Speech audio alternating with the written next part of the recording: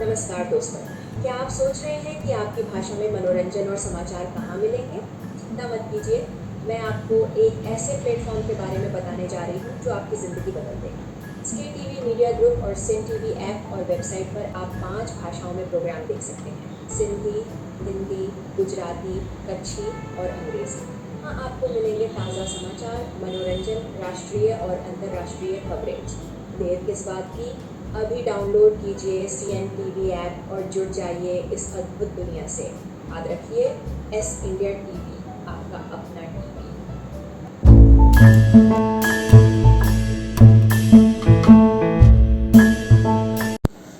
जहाँ पे गांधी का शहर है वह है अहमदाबाद, साबरमती।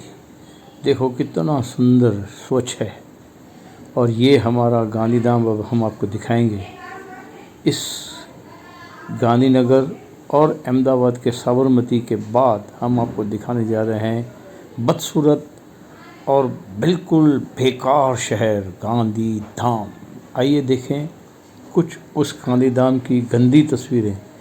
शायद ये रोज़ की तस्वीरें देखकर कुछ लोग जागे और इस शहर को सुंदर बनाने का सोचे।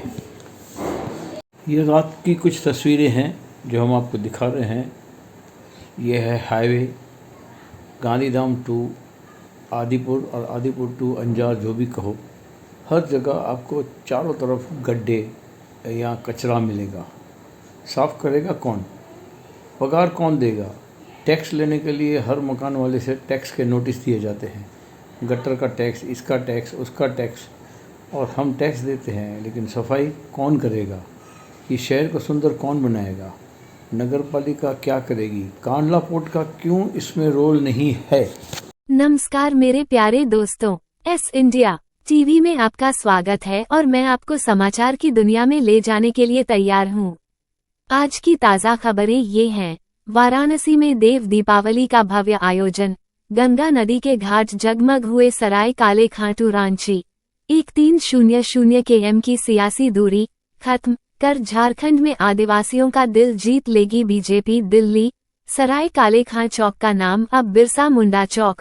अमित शाह ने किया मूर्ति का अनावरण। इसके अलावा आप वेब दुनिया पर और भी खबरें पढ़ सकते हैं, जैसे कि राष्ट्रीय खबर,